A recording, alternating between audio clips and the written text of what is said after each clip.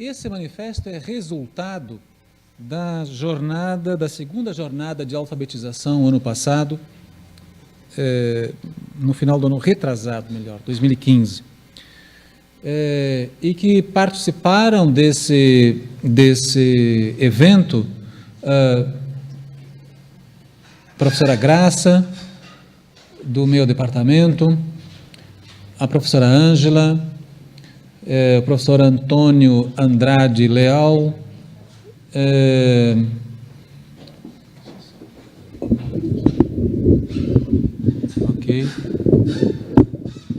discutindo a prática da leitura nas séries iniciais. E aí surgiu uma sugestão nos debates do encontro, surgiu a sugestão de nós escrevermos um texto que expressaria esse texto a nossa vontade e o nosso pensamento acerca da prática da leitura nas séries iniciais. Foi um texto que durante meses foi inda e vinda entre os membros, entre as pessoas que assistiram ao evento, entre os palestrantes, versões, até chegar nessa versão aqui, essa versão está no site www.fonemigrafema.com e pode ser subscrito, porque ele está em forma de um abaixo-assinado, em que vocês podem entrar lá com o CPF de vocês e subscrever, é claro que se vocês aceitarem o teor do texto, né? E o manifesto diz o seguinte: a educação no Brasil, em especial oferecida às pessoas de baixo poder aquisitivo, as quais compõem a maior parte da população, é marcada por injustiças, desigualdades e relativo descaso por parte do Estado brasileiro. Com a chamada democratização da escola pública nas últimas décadas, a população de baixa renda apenas se apropria rudimentarmente das habilidades de ler, escrever e compreender. Entendemos que, de maneira geral, por parte da elite deste país e da ampla maioria dos altos gestores em educação, não há interesse sincero na qualificação da formação básica dos brasileiros para que seja possível o pleno exercício da cidadania. Pois um sujeito capaz de pensar sobre as circunstâncias de sua comunidade poderia colaborar na desestabilização do sistema social vigente, gritantemente organizado para perpetuar a ordem do capital e a estratificação social da nossa sociedade. Acreditamos que o pleno domínio da leitura e da escrita em nossos dias é fundamental para que qualquer pessoa possa desenvolver um aprendizado autônomo depois de frequentar a escola, para a continuação de sua formação intelectual, para crescimento pessoal e profissional, para acesso a boas oportunidades de trabalho, para a participação efetiva da vida em sociedade, para cumprimento dos deveres e para a exigência de seus direitos de cidadão. No cenário da educação brasileira, todavia, expressivo número de estudantes ou não alcançam a alfabetização plena, ou nem se apropriam do sistema de escrita. As avaliações em larga escala, como o PISA, coordenado pela OCDE, cujo público-alvo são estudantes com 15 anos de idade. O INAF, a avaliação que eu fiz referência pela manhã. A Provinha Brasil, a ANA, a Prova Brasil e, no caso da Bahia, o Avalie Alfa, atestam que a qualidade de nosso ensino tem passado por momentos críticos. Isso se deve a uma variedade de fatores. Entre eles, vale destacar a precária formação dos professores, a carência de propostas pedagógicas adequadas ao contexto de cada rede de ensino, a falta de gestão na aplicação dos recursos destinados à educação. No caso da prática da leitura, há bibliotecas precárias ou inexistentes.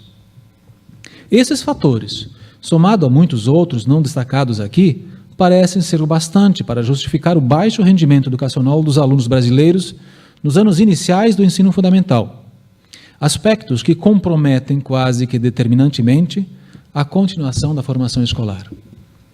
No âmbito científico, rendemo-nos aos estudos que citam a prática da leitura como condição para a leitura compreensiva. Uma vez vencida a etapa da decodificação, o desafio que se impõe ao aprendiz é ler e entender o que lê.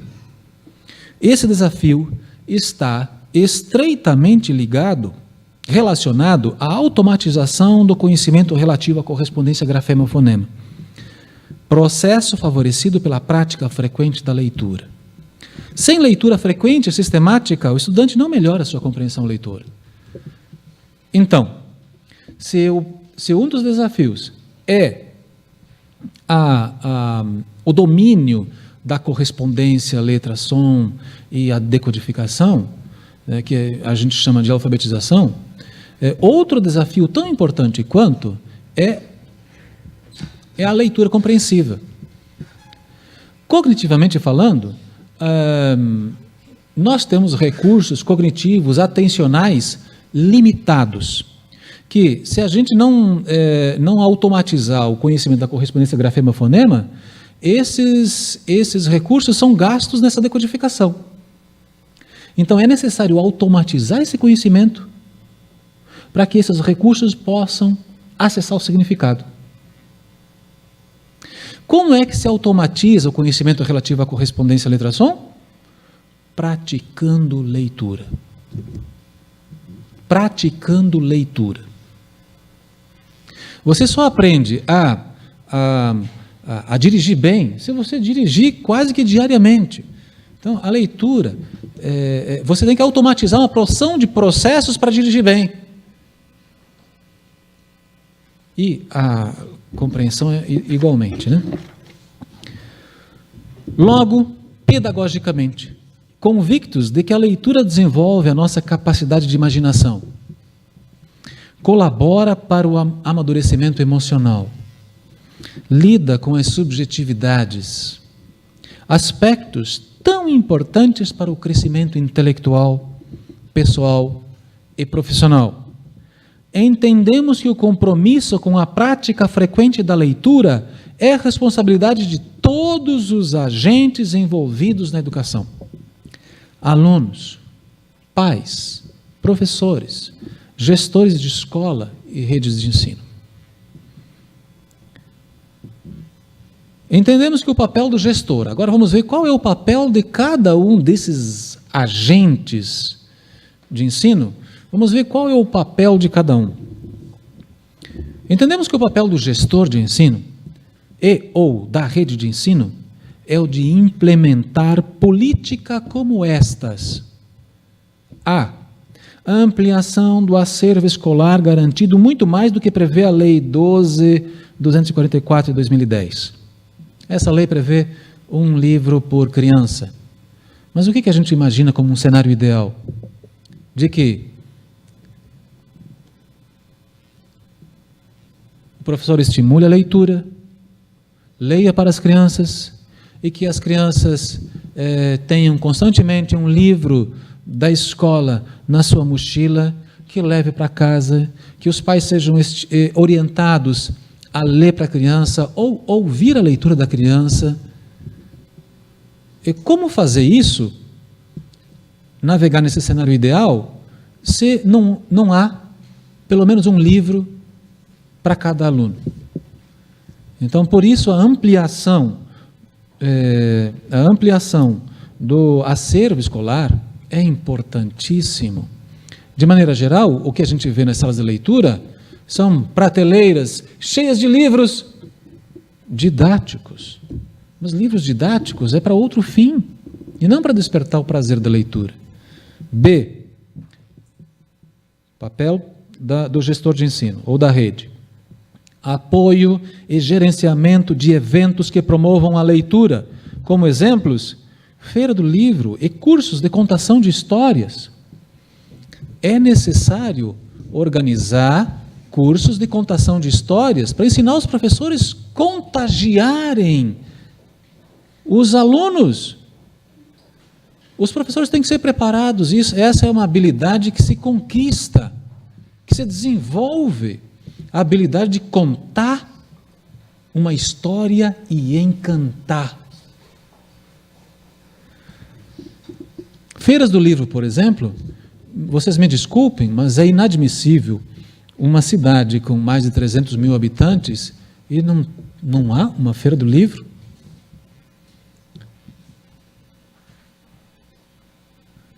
C.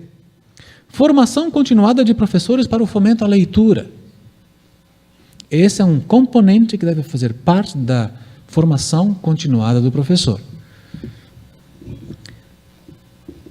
Democratização do acesso ao livro, fazendo das salas de leitura ou das bibliotecas o lugar mais atraente da escola, com amplo acesso do aluno ao acervo bibliográfico. Esse negócio de estabelecer prazo para entrega de devolução e cobrar multa por atraso só afasta o aluno da leitura. Ou o aluno já leva para casa o livro e com uma ficha de leitura para fazer, como se fosse um castigo. Ainda, a escola deve assumir seu papel de protagonismo na formação do estudante leitor, pois muitas vezes o indivíduo não terá o privilégio de descobrir o instigante e rico mundo da leitura noutra instituição social. Muitas vezes o aluno tem o privilégio, a criança tem o privilégio de ter um estímulo da família, mas a gente sabe que muitas famílias não têm o preparo e nem a consciência e nem a instrução de fomentar a leitura, de comprar livro e assim por diante, né? Então, cabe à escola. Nós é que temos que estar preparados para isso. Papel do professor, agora. O papel do professor, como principal gestor do aprendizado do estudante, é o de estimular criativamente a leitura e o de mostrar, por meio da leitura-arte, em sala de aula, o prazer que é o de viajar pelas histórias dos livros e brincar com as palavras. Um professor que acredita no poder da prática da leitura é, antes disso, um leitor apaixonado. Vemos que é papel do professor ainda orientar os pais para a adequada administração da leitura em casa.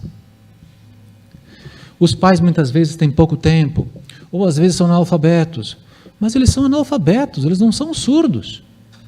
Eles são capazes de ouvir uma leitura e de fazer um julgamento sobre a apropriação, a fluência e assim por diante, né? Destaco ainda o fato de, se o professor quer que o seu aluno seja um leitor, o professor também tem que ser leitor, né? Um leitor apaixonado. Entendemos que aos pais, cabe o papel de garantir espaço e tempo diários para a prática da leitura no ambiente familiar. Se analfabetos, os pais poderão ajudar simplesmente ouvindo diariamente a leitura dos filhos, fazendo comentários elogiosos sobre a melhoria da performance e conversando sobre as histórias lidas. Então, os pais também podem colaborar nisso. Só que, veja bem, eles precisam ser orientados pelo especialista, que no caso é cada um de vocês. Papel do estudante. O estudante, permanentemente de posse de um livro em processo de leitura, convencido da importância da leitura para o seu aproveitamento escolar e para a sua vida, pratica diária e frequentemente a leitura. E isso tem que dizer um dia, dizer no outro dia também, todos os dias, a importância da leitura. Caso contrário, ele vai chegar lá aos 15 anos de idade e aí vai ser classificado pelo PISA, lá entre os 6 níveis de compreensão leitora, ele vai ser classificado no primeiro nível ou abaixo dele, se ele não tiver automatizado esse conhecimento da correspondência grafema-fonema. Por fim, acreditamos firmemente que um estudante leitor é um indivíduo com maiores e melhores chances de inserção social e de exercício da cidadania. Ao permitir-se um ambiente de não leitura, seja no ambiente escolar ou familiar, indiretamente, colaboramos para a condenação desses estudantes a uma qualidade de vida inferior. Entendemos que um estudante leitor será um cidadão mais preparado para a vida em sociedade. Esse é o texto, portanto, resultado das nossas discussões na segunda jornada de alfabetização, a prática da leitura nas séries iniciais. É um texto que está lá no nosso site e, se vocês acessarem, poderão subscrevê-lo se vocês concordarem naturalmente com esse texto.